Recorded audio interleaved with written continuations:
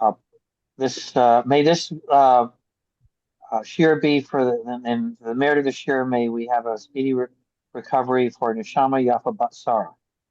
Amen. Refuah shlema. Quickly. Okay, so let us start today's daf. Hopefully, everyone is enjoying the switch to Chullin. It's not easy, but it's different. It's definitely different. And today and tomorrow, we're really getting into, I'll say, the meat of it, which probably is a joke that we'll say many times.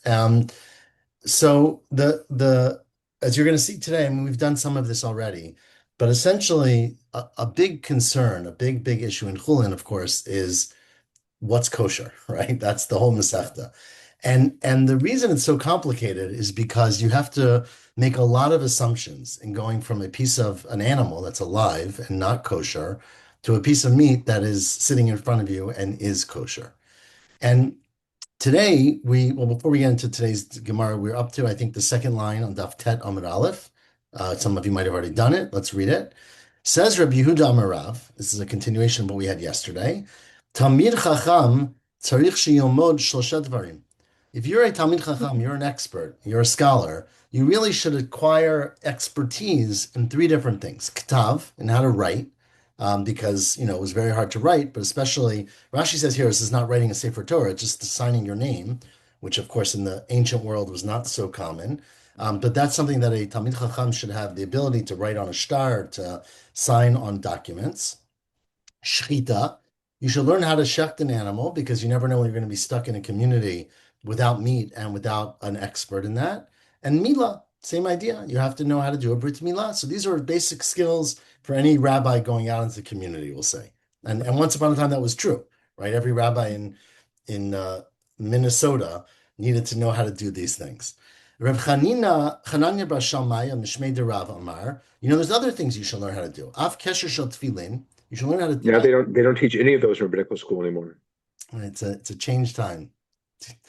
Av kesher shel tefillin. You should learn how to tie the knot in the tefillin. Remember that the back of the knot or the hand, depending on which one, is shaped like a name of Hashem. It's a shin or a yud, depending on which tie. There's those who say that every time you put on tefillin, you're supposed to tie it. Tosfos, we talked about this in Menachot, I think. Tosfos here, Ben Tam quotes that he doesn't agree with that opinion, that you tie it one time, but you have to know how to do it that one time, right? If things get untied, then you have to know how to do it. Birkat Chatanim, you should know how to say the brachot on a wedding, because weddings are a very important thing for a Talmid Chacham. V'tzitzit, and you should know how to tie tzitzit. V'idach, and the other Tana, the other Amor of Yehuda Rav, didn't mention these because Hani Shchichim. These are actually very common things, so you can assume if you go somewhere, other people know how to do it. So you don't really have to gain expertise, which goes to James' point, which is that if you're going to a community where they're probably not going to ask you to do a Brit Milah, you probably don't have to learn how to do it, right? So if it's something that is shchiach, then you can rely that others will have that expertise. I'm not sure about Brit Milah so much, but certainly shchita. Continues the Gemara. Do I have two dots? No, I have one dot in my Gemara. It's 7 lines from the top. The Amar of Yehuda Amar Shmuel. Says Rav Yehuda Amar Shmuel, Kol tabach sheni yodei ochot shchita asur lechol mishchitato. Any butcher who doesn't know butcher tabach, here does not mean butcher, it means a slaughterer, right? Which is a little different than butchering meat. But any tabach who doesn't know the rules of shchita, if he shechs, you can't eat it. Now that sounds pretty obvious, but before we talk about it, says Rav Yehuda Amar Shmuel, Elohin hilchot shchita. There are 5 major requirements for shchita, and we're going to discuss these for the next 2 months or month, let's say. And that is that you have to have we'll get to the knife, right? You have to have a knife that's clear, that's clean, without nicks, that's easy to cut. You obviously have to have an animal, it's not a treifa. And you have to do 5 actions, or not 5 actions, but you have to look out for 5 mistakes that can happen in the shechita. If you recall, I don't have pictures in front of me, so if you need pictures, I could try to get them. But, animals, and this is true about all animals, including humans, have essentially what the rabbis viewed as two simanim, two, I don't even know how to translate simanim. We call them as signs, but that's not what it means. But two pipes that go from the head, basically, from the mouth to down to the body. And one of them is the kaneh, the what we call the trachea, right, which carries air. And I said it backwards, right? And carries air basically, and I said it the other way. The konez is the one that is the esophagus, as we call it, and the vesha, right? So one is the esophagus, which basically carries food and goes down to the stomach, and the other is the trachea, which carries air that goes from the mouth into the lungs and ultimately allows an animal to live. Now, the halacha is that by birds, you have to shecht at least one siman. So if you cut through one of those two, it's a kosher shechita. By animals, by large animals or any animals, you have to cut through both. And we'll see as we go, the majority of both. We'll learn all about this. But there are things you can do along the way. And so the five prohibitions or the five problems of shechita are, and memorize these, shehiyah. One is if you tarry, if you go slow when you're doing the shechita, and you stop in the middle of shechita or you pause, and we'll see, we're going to discuss later how long you have to pause for it to be puzzle. We talked about it before a little bit, right? You're not allowed to pause during the shechita. Drasa literally means you put pressure down. Rashi often explains that means like like a guillotine, right? Where you basically kill the animal with one chop. That's not allowed. You have to do a back and forth, a sawing motion, essentially, a cutting motion. Chalada. Now, chalada comes, we talked about this before as well. Chalada, I think some comes from the word chulda, which is a burrowing animal, like a weasel or a rat. And what it means is that instead of cutting from the neck of the animal, you put the knife underneath the siman and cut the other way. And again, we'll get into this a lot later, what that means, whether it's one siman or both simanim, but you didn't cut basically from the outside, you cut from the inside. So you buried the knife and cut. Hagrama, and Hagrama is quite debatable exactly what Hagrama means.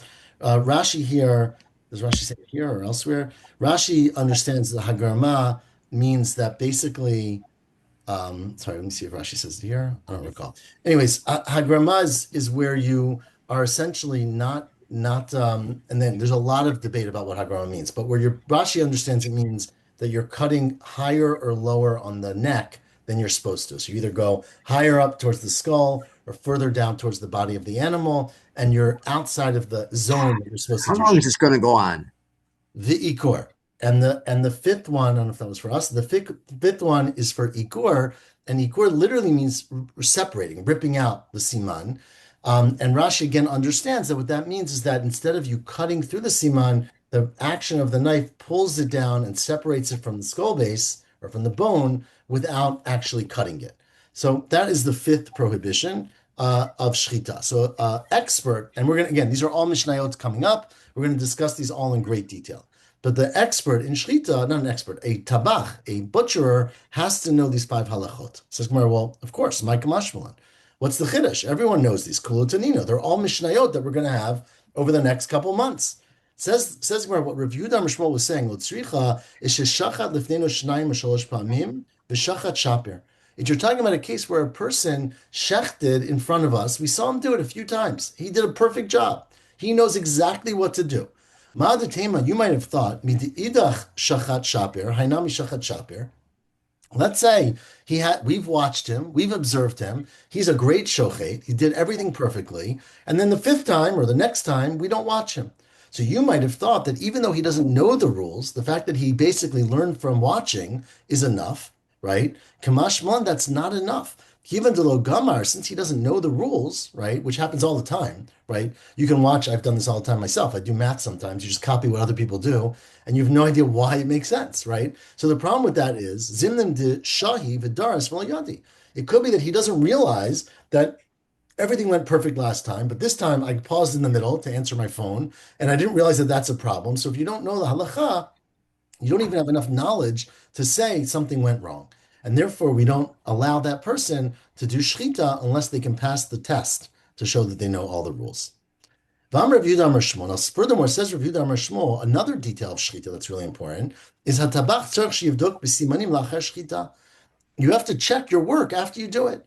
So the tabach takes the knife, they cut through the neck of the animal. You then have to look at the simanim of the animal to make sure they're actually cut through and they're not, let's say, ikur, they're not separated or ripped apart. Or one of the concerns we're going to have a lot of issue about is that if you get a nick, you get a paguma, an abnormality, a blemish in the knife might catch on the siman, on the, say, the windpipe, on the trachea, and rip it instead of cutting it. So you have to look at the trachea and look at the esophagus to make sure it was cut cleanly. Amar Rav Yosef, now says Rav Yosef, In fact, we have a Mishnah that supports that. This is going to be a Mishnah much later when we talk, not much later, but later when we talk about Shihiyah in the second parak. And the Mishnah says, Rabbi Shimon Omer, Shahak Kidei Bikur. Now, what is the shear of Shihiyah, of waiting during Shechita, is if you wait long enough to check. Now, what does it mean long enough to check? My love, Kidei Bikur Simanim. It must be referring to this, in fact, this halacha. Long enough that it takes to look at the simanim, which might take a minute or 30 seconds, to check over and make sure everything is done properly. That's the checking that's part of the Shechita. Amalei Abaye says Abaye, no, not necessarily. Because look, it's not necessarily a proof from there. Because Hachi Amar Rabbi Yochanan, Kidei Bikur Chacham. Right? The issue there is Bikur Chacham. This is a whole separate issue, which is that we ask the Chacham to look at the knife that the shochet is going to use before they shecht. Right? So you're supposed to show your knife to a Chacham to make sure that they agree that it's a clean knife, that it's sharp, that it's clear. So that's the shear. We're not talking about the Bikur of the Simanim necessarily. We're talking about the Bikur of the Chacham. Says Gemara, if that's the case, well, then you're basically giving this a very imprecise measurement. Because if you want to show your knife to the Chacham, it depends. Does the Chacham live next door or does the Chacham live 2 miles away? Right? It could be 45 minutes to show it to the Chacham, or it could be a minute. Ella, it must be a Kedei Bikur Tabach Chacham. It's referring to if the Tabach himself is a Chacham, he can check his own knife, right? Which sounds a little bit, conflict of interest, but the Tabach can check his own knife if he's a Chacham. So obviously there's no travel involved in that, right? He's sitting here, he can check his own knife. If that's the case, that's the amount of time. How long does it take to check a knife? I don't know, 30 seconds, a minute, I have no idea. I've never checked the knife. But, you check the knife, they run their finger along it. There's a whole process. We're going to discuss it, some of it. And so that's the shear that if you pause during Shechita becomes a problem. So so it's not a proof though that you're supposed to check the simanim, but that's still the halacha according to Yehuda Amar Shmuel. Ask the Gemara, what happens if you don't? Lo badak mai. Let's say you shecht an animal, you send it off for processing, and you realize 10 minutes later or 2 hours later, I forgot to check the simanim, and of course now they're already, out of my hand. So what is it a kosher shechita or not? To Rabbi Eliezer ben Antignus Mishum Rabbi Eliezer ben Yanai Omer, trefa, that since you didn't check, you have no way of knowing if there was already a imperfection or a tear or something wrong in the animal, and it's a trefa, v'asura ba'achila, and you're not allowed to eat that animal. So that if you don't check the animal after the shechita to make sure there's no trefa, you have to assume that it was. You didn't check. You don't know if there was a hole in the lungs. You don't know if there was a hole in the stomach. We'll get into the trefot, of course, later. So therefore, it's asur ba'achila. Now, the matnita tana, in the Braita, we learned that if you checked an animal and don't check afterwards to see if it was kosher, in fact, it's a nevela. It's a nevela. Umetama b'masa. And of course, this gets to a huge, important detail that I forgot to mention, but I think most of us know, which is that there's a huge difference between an animal that's a trefa and therefore usher to eat, and an animal that's a nevela that's usher to eat. And the difference is that if you take an animal, it's alive, right? You're not allowed to eat it, of course. It's not tameh. If an animal drops dead or is shot by a bullet or is shechted improperly, it becomes a nevela. Now, nevela is not allowed to be eaten, of course, but it's also tameh. So if you touch a nevela, you become tameh. A treifa is a very different class because a treifa is an animal that you did shechita for, but it turns out that the animal, and now it doesn't have to turn out, you could have known it before the shechita, the animal was sick, right? And we'll talk about what sick means, but it was going to die, right? According to most opinions. And so, and you might have found out after shechita, where you cut it open and you found a hole in the lungs or a cancer in the stomach, or you might have known it. It was a sick animal, and you basically decided, let me shecht it so that I don't become tameh. So an animal that is a treifa that is properly shechted is not allowed to be eaten, but it's not tameh, right? So here you get a machloket between you shechted an animal, you don't know, and you never checked it afterwards. So you don't know if it was kosher or not. But there's a machloket whether you treat it like a nevela, and therefore an animal that wasn't shechted, and you're tameh if you touch it, or you treat it like a treifa in which you're not. Says more. Can you get ana'ah from any of it, from either one of them? You can get hana'ah from both of them. Yeah, we're gonna discuss a lot more details. Remember, treifa, the Torah says you should feed it to your dogs, or you could give it to a non-Jew, right, or sell it. Sorry, in Korenu l'nachri, and we're going to discuss whether there's a priority in that. But you are allowed to get hana'ah from them. Correct. So ask the Gemara, where am I? Micah Mifagi, right? What's the machloket between the opinion about whether you treat an animal that is uncertain, it was shechted, but you don't know if the shechita was okay? Do you treat that like a nevela or do you treat it like a treifa? So what's the machloket? Bid Rav Huna. They're arguing about this huge and seminal opinion of Rav Huna, which we're going to quote many, many times. And Rav Huna's opinion is, Damar Rav Huna would make sense to add here because we're quoting Rav Huna. Behema b'chaya b'cheskat isur omedet. Says Rav Huna, when you start looking, and this is going to be very relevant in all of our questions of isur and heter, right? Because a lot of our questions are going to circle around the question of chazaka, right? An animal or a person or a thing has a certain status. And do you continue the status until you know otherwise, right? That's a very simplified way of talking about chazaka. Says Rav Huna, when you look at an animal, when an animal is alive, it is b'cheskat isur. Nobody can eat animals that are alive. And so that's the status of the animal.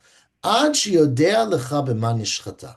Until you know that it was shechted, meaning until you have positive information that someone shechted this animal properly. Once an animal is shechted properly, nishchata hari b'cheskat heter ad sheyodea lecha b'ma nitrafa.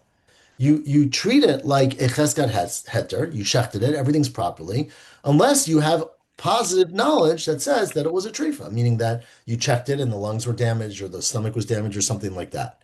So now the question is, this animal was shechted, but you don't know if it was done properly because you didn't check.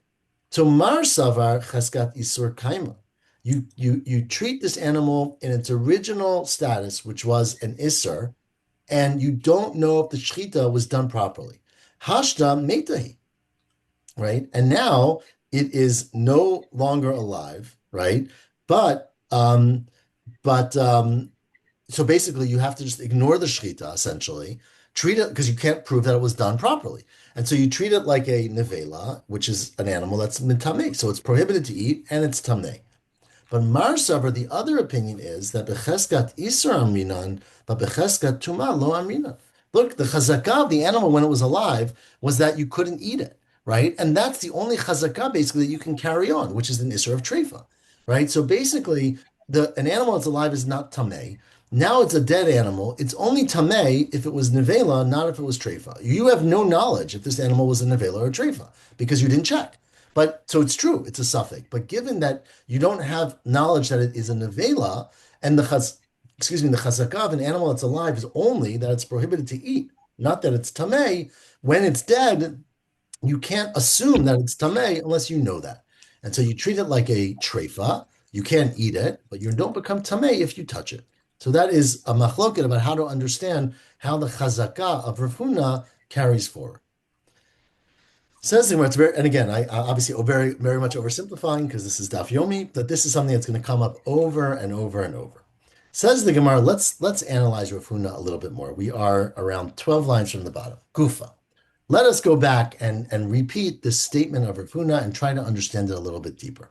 Amar Rav Huna, behema b'chaya b'cheskat isur omedet. An animal that's alive, or it really, I would translate it differently. An animal, comma, when it was alive, right, it was b'cheskat isur. Ad sheyodea lecha b'ma nishchata. You keep it in that status that you can't eat the animal unless you can know that it was shechted properly. Now, once it was shechted, nishchata, b'cheskat heter omedet ad sheyodea lecha b'ma nitrafa. Okay.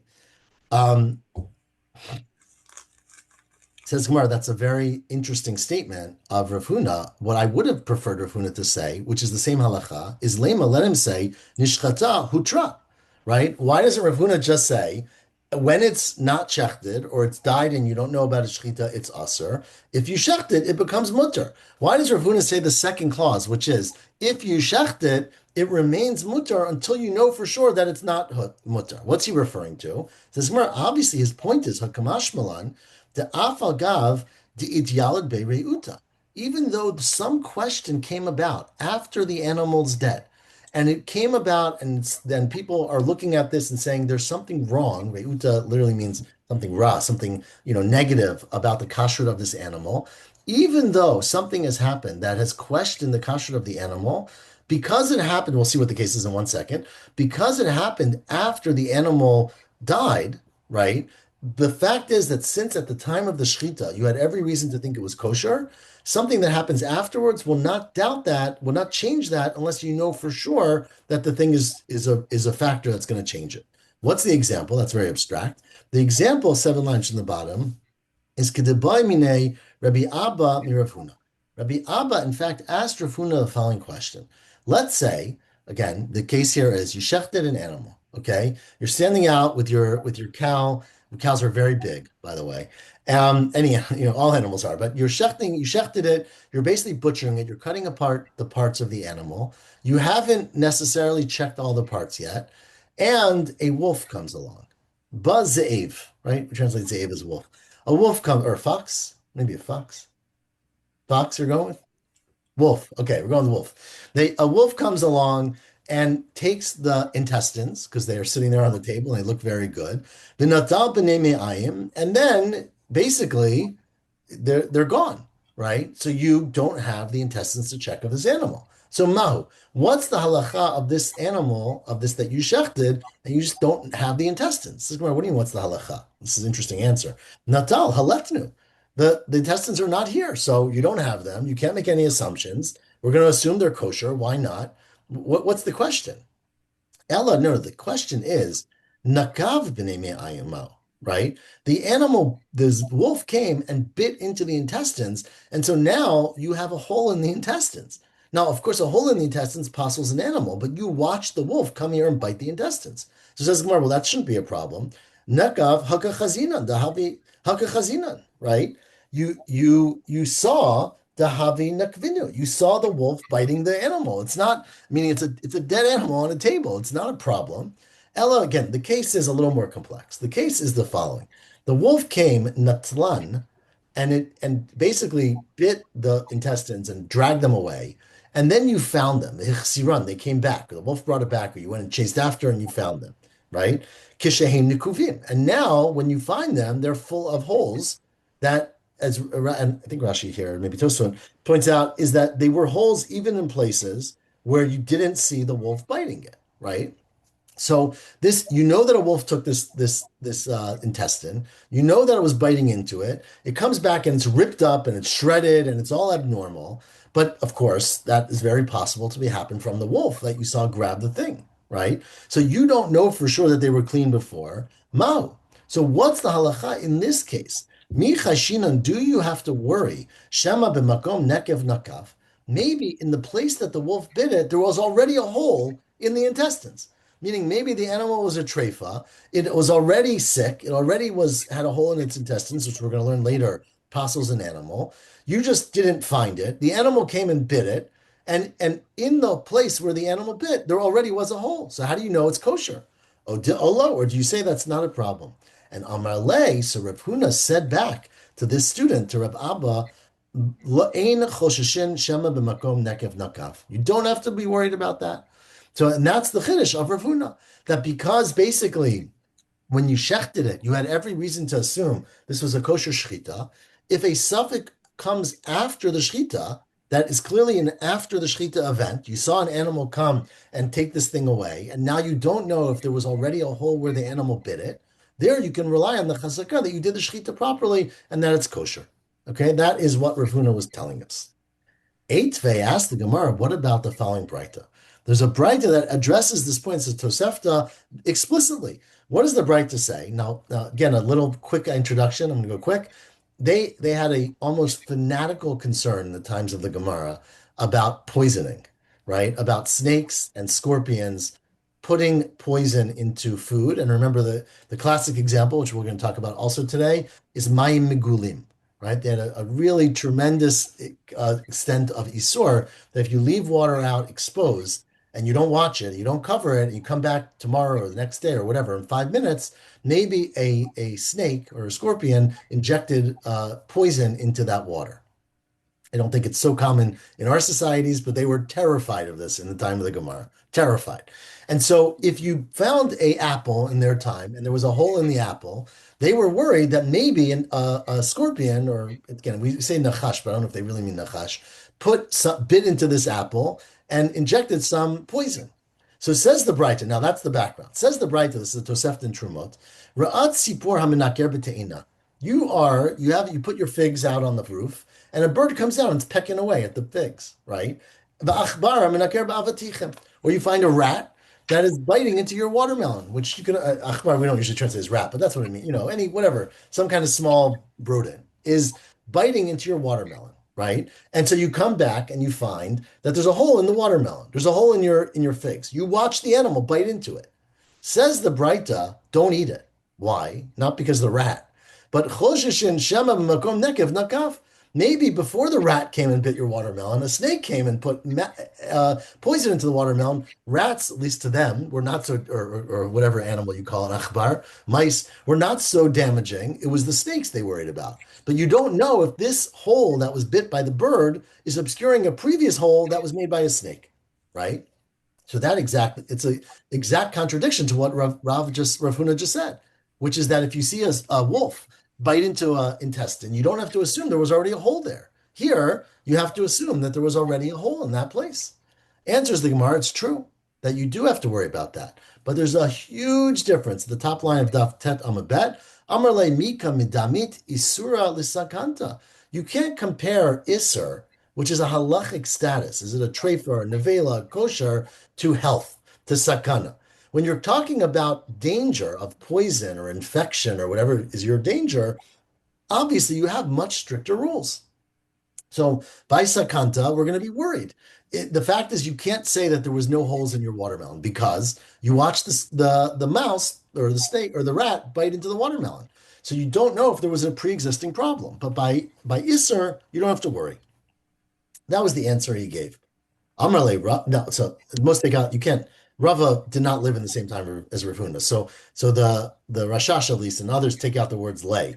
Amar Rava said Rava, I don't understand this answer because you're right that there's a difference in Isser and Sakana, but that doesn't mean it's not L'chumra. Ma'ishna Safik Sakanta L'chumra. What's the difference? By Safik Sakana, you say let's be strict because it might be dangerous. So Safik Isser Nami L'chumra.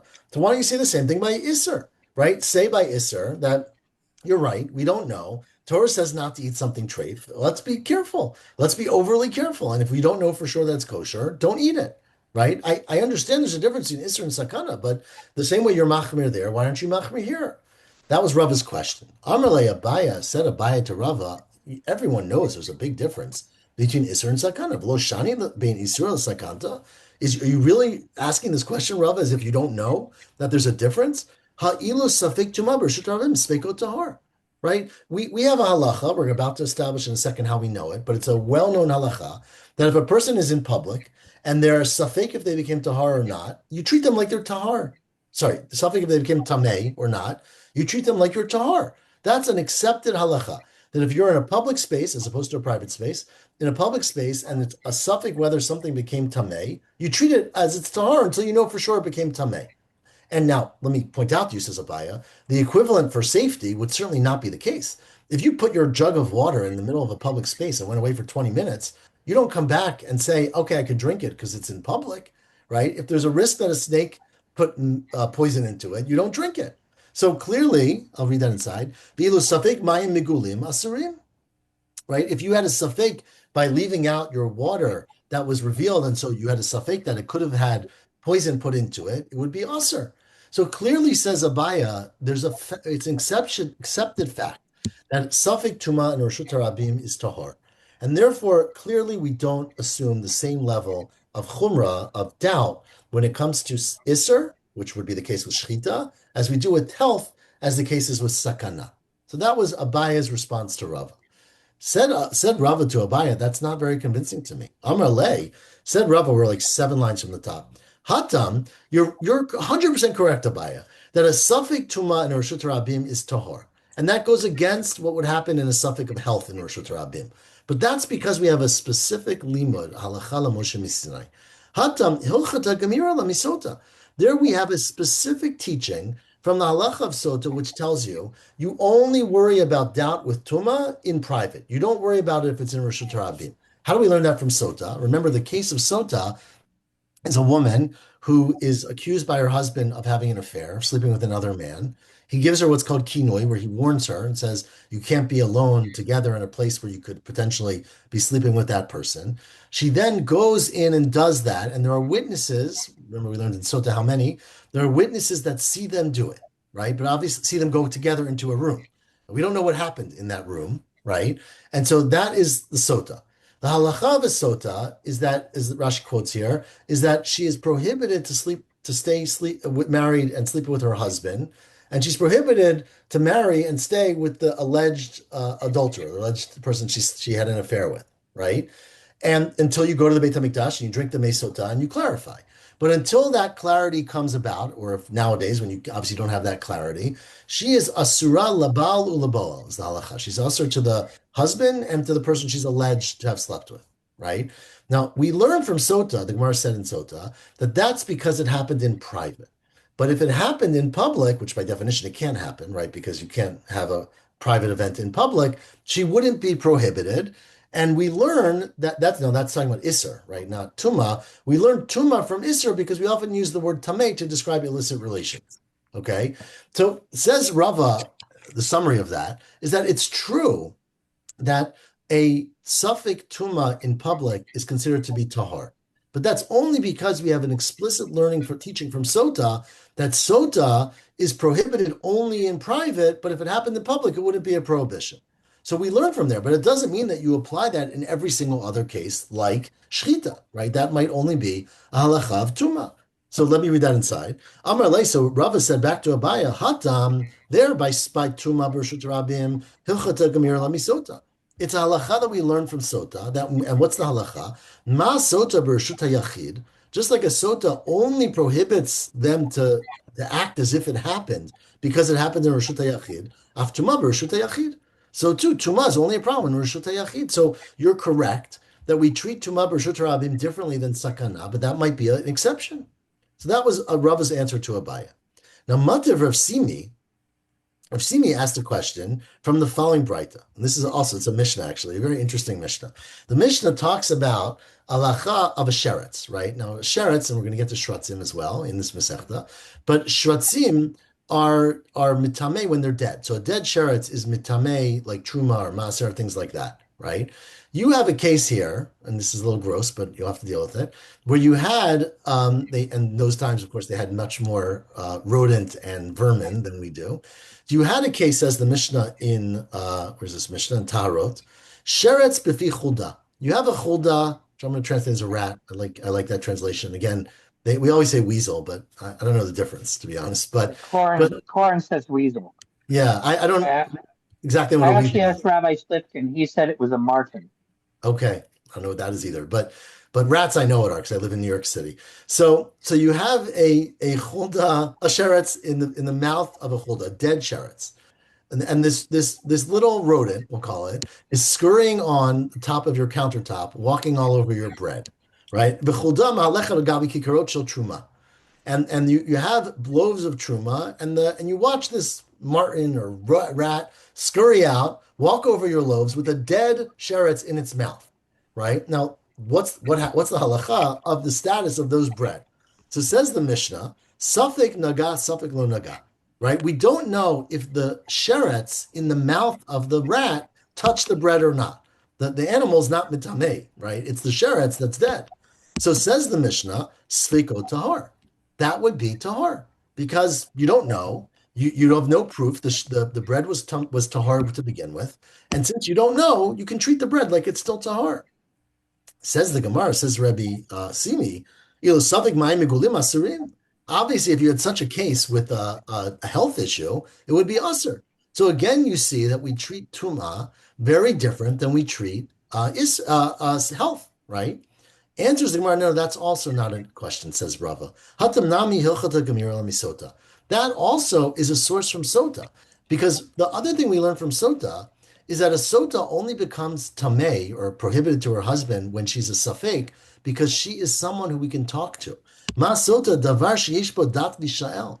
A Sota is a person who you can engage with. You could speak to that person. You can ask them what happened. Af hacha nami davar sheyesh bo dat v'shael.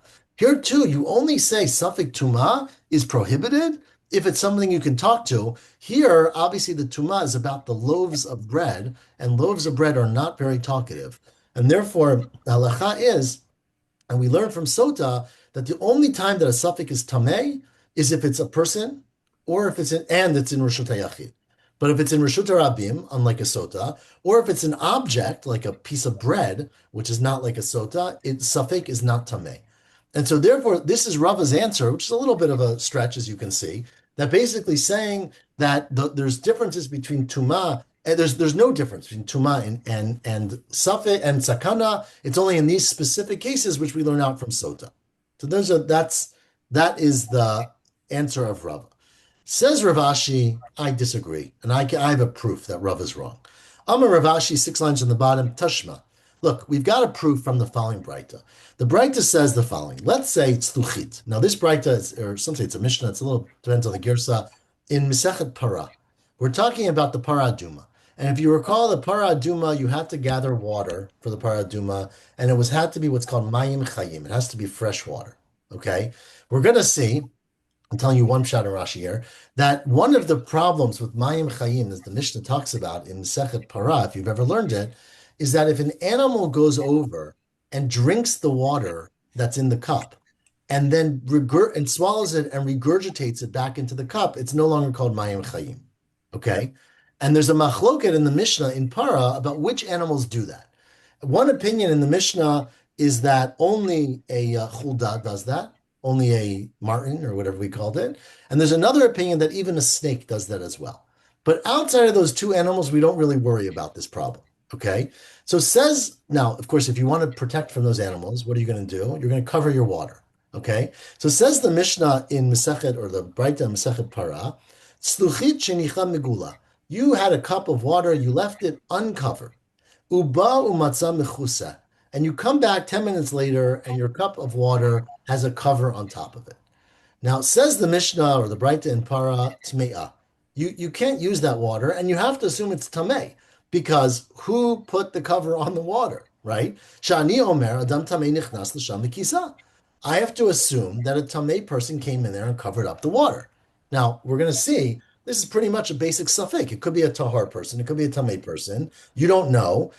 You're assuming you're in a place with a lot of Tamei people. And so you have to assume it's Tamei. That's the first part. Second part says, Henicha Mechuseh Uba Umatza Megula.